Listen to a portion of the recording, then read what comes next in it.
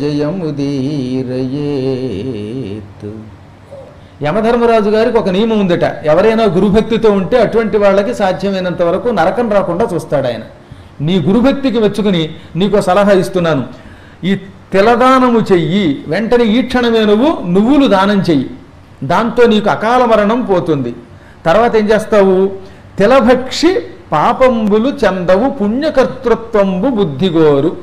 ఒక 5 కేజీల నువ్వులు శనివారం నాడు దానం చెయ్యి, ఒక అర కేజీ నువ్వులు నానబెట్టి అందులో బెల్లం కలిపి చిమ్మిలి తయారు చెయ్యి.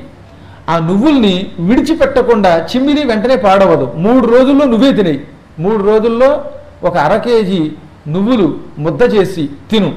నువ్వులు తిన్నవాడికి భయంకరమైన 7 జన్మల పాపములు పోతాయి. నువ్వులు దానం చేసి ఆ తర్వాత ఆ నువ్వులు తినేటటువంటి వాడికి పరమపుణ్యాలు వస్తాయి, పాపాలు పోతాయని చెప్పాడు.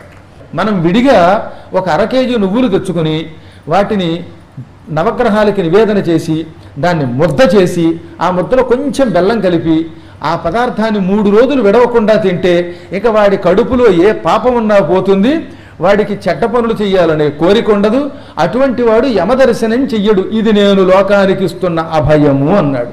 ఇది మహాభారతం చెబుతోంది. అంటే నువ్వులు తిన్నవాడికి నరకం రాదని చెప్పారు. ఇప్పుడు ఎంత గొప్ప విషయం ఇది. ఇలాంటి విషయాన్ని మర్చిపోయి నువ్వులంటే హడిలిపోతే ఎలాగా?